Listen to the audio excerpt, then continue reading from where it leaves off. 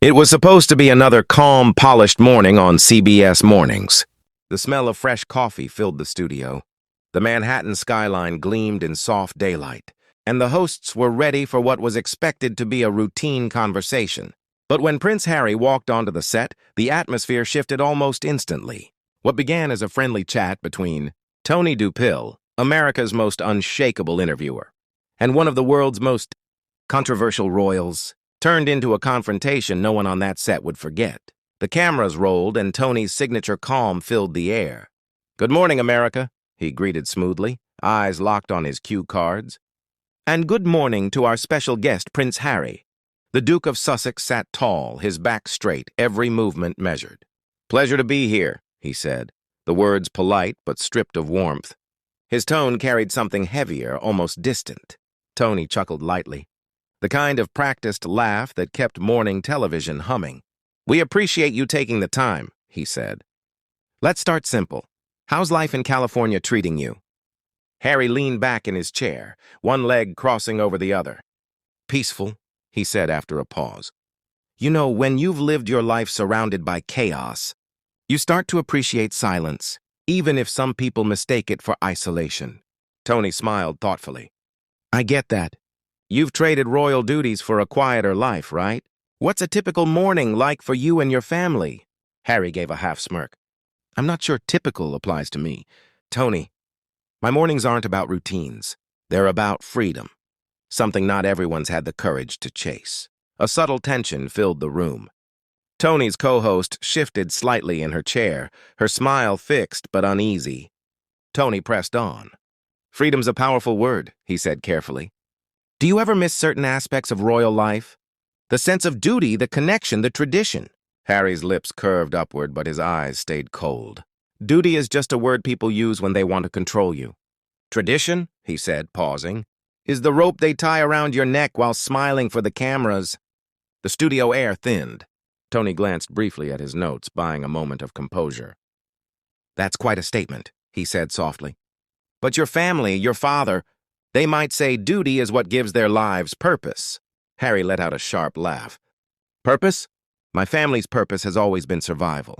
Image management, the illusion of service wrapped in designer suits and press releases." Tony exchanged a subtle look with his co-host before steering forward.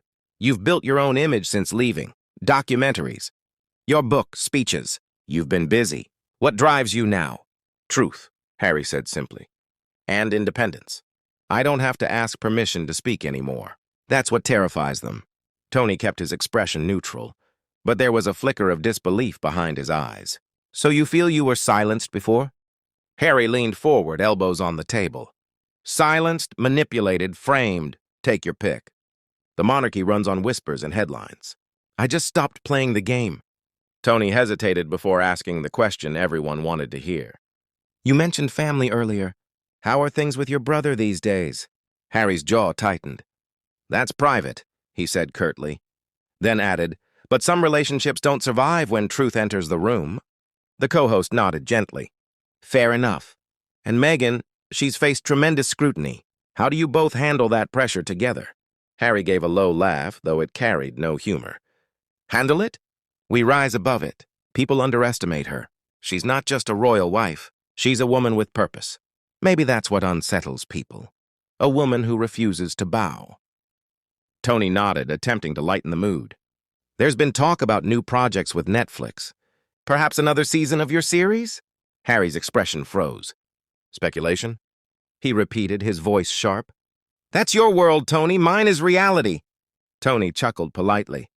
"Just doing my job." "Your job," Harry shot back, "seems to be asking about money and gossip. Maybe you should try asking about meaning once in a while." The tension now was undeniable. Tony's co-host gently interjected. "We're just curious about what's next for you both. Viewers love hearing about growth, about family." Harry's tone cut through her words. "Viewers love drama. That's what keeps shows like this alive, isn't it?" A thick silence fell. Tony glanced at the control room, then back at Harry with a polite but strained smile. "Well," he said, "we try to focus on perspective, not spectacle." Harry laughed dryly. "Perspective is just spectacle with better lighting. The cameras cut to commercial, but the tension stayed behind. When they came back, Tony's voice carried a hint of steel beneath its calm surface. We're back with Prince Harry, continuing our conversation about his life, his work, and what's next. Harry smiled thinly. Always good to be dissected publicly, he said. Tony chuckled. We'll try not to dissect too much. Let's talk about your advocacy work. You've spoken about mental health and emotional honesty. Do you feel your message has been heard? Harry intertwined his fingers, gaze steady. People hear what they want to hear.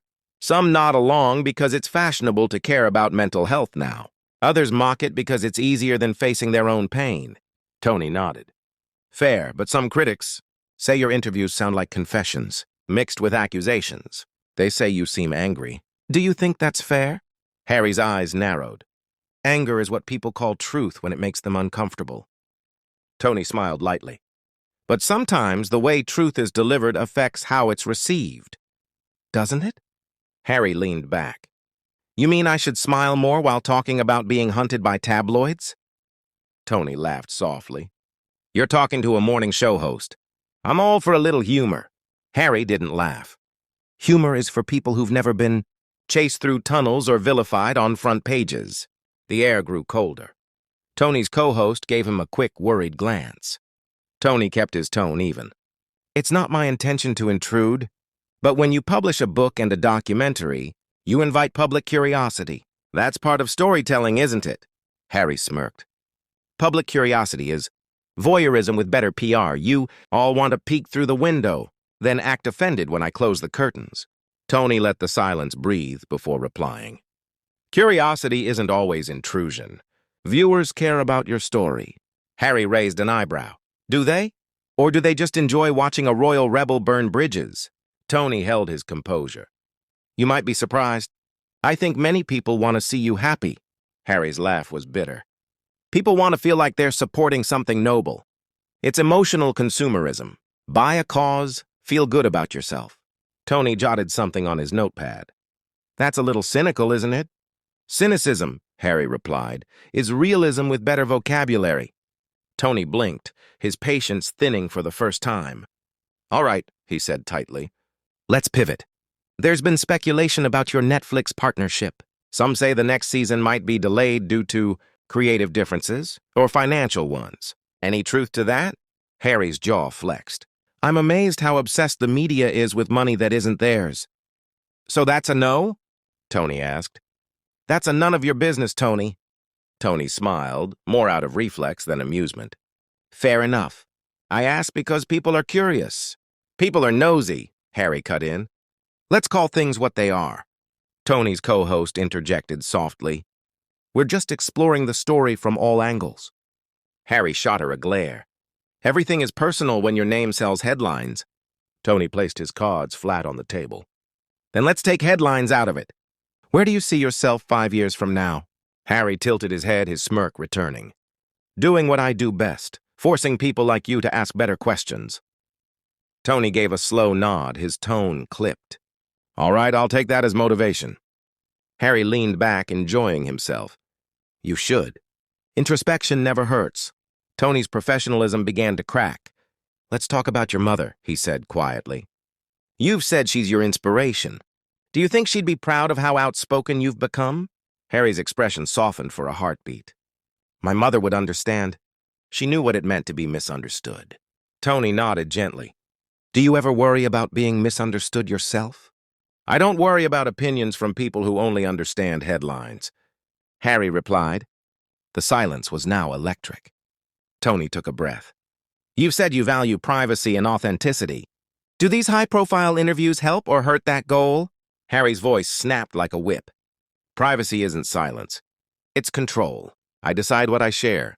Tony nodded, tone even but firmer now. That's fair.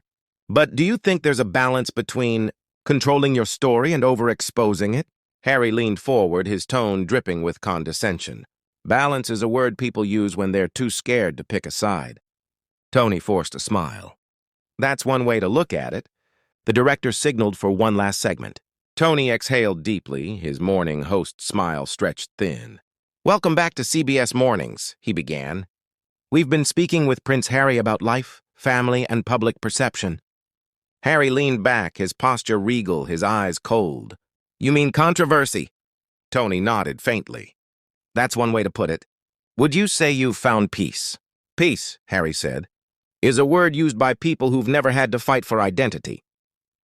Tony scribbled a note, his patience nearly gone. Some say you've been fighting ghosts, institutions, traditions, expectations. Do you ever feel like you're still running from something? Harry's gaze hardened. Running? No, escaping. There's a difference. Running implies fear. Escaping means freedom. Tony's tone was quiet, controlled. But in escaping, have you alienated people who once supported you? Harry's eyes flashed. You mean the tabloids? Or the establishment that let them destroy my mother? Tony held up a hand, trying to calm the room. I mean the public. People who admired you. Harry laughed dryly. Admiration is obsession with better lighting. The same people who adore you today will destroy you tomorrow. Tony's expression finally cracked. Doesn't that cynicism make it hard for people to relate to you? Harry leaned in. I'm not here to be relatable. I'm here to be real. There was no sound, just the quiet hum of studio lights. Tony's next question came slowly, measured. You've talked about protecting your family from the kind of media intrusion your mother faced. Yet you've done books, documentaries, interviews like this one. Can you see how that might seem contradictory? Harry's tone cut through the air. Contradiction? No. Hypocrisy would be pretending to care about truth while profiting off lies. I think you'd know something about that. Tony blinked, the first hint of real irritation on his face. That's quite an accusation, he said softly. But I'm not the one being interviewed. Maybe you should be, Harry shot back. Tony's smile vanished. Let's talk about Meghan. You've both faced criticism, some fair, some not. But do you ever reflect on your role in that dynamic?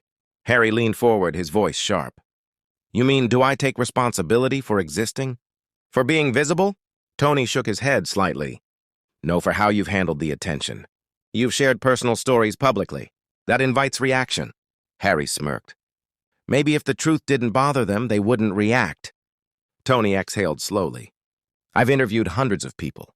Prince Harry, few seem as determined to turn every question into confrontation. Harry's voice was low, defiant. Maybe you're not used to people challenging your shallow assumptions. Tony sat up straight, his patience gone. We're trying to have a civil conversation, he said firmly. Civil? Harry shot back. You mean scripted? You ask what you think people want to hear. When I don't play along, you call it rude. Tony's tone sharpened. No, I call it defensive. Or maybe, Harry countered, I'm just not interested in your tabloid-friendly framing. Tony leaned forward slightly. Right, because asking about your life, the life you've made public, is now off limits. Harry's tone darkened. There's a difference between sharing my story and being dissected by people pretending to care. Tony's patience finally snapped. And yet you chose to come here. No one forced you to sit in that chair. The air was charged, thick with heat. Harry stood up suddenly, voice rising. Maybe I thought this would be a real conversation. Not another ambush disguised as empathy. Tony's co-host called from off-camera. We can take a break. Tony waved her off, still staring at Harry. No, he said evenly. Our viewers deserve honesty. You talk about empathy, but the way you speak to people doesn't reflect it. Harry gave a cold, humorless laugh. Maybe you confuse empathy with obedience. Tony's voice dropped to a near whisper. And maybe you confuse honesty with arrogance. Silence, the kind that fills every corner of a room. For the first time, Harry didn't respond. His expression hardened, his jaw clenched, but his voice didn't come. Tony straightened his notes, every movement deliberate. We'll continue this conversation after the break, he said tightly. The red recording light faded. Harry pushed back his chair and stood, muttering something under his breath as he walked off the set. The crew froze. Tony stayed seated, staring down at his notes, the words blurring in front of him. The only sound left in the studio was the soft hum of the cameras cooling down, and the weight of what had just happened. Everyone in that room knew it. The morning that was supposed to be calm, polite, and routine had just become one of the most unforgettable moments in television history. And as the door closed behind Prince Harry, Tony Dupill finally exhaled. whispering to no one in particular. Well, that was real.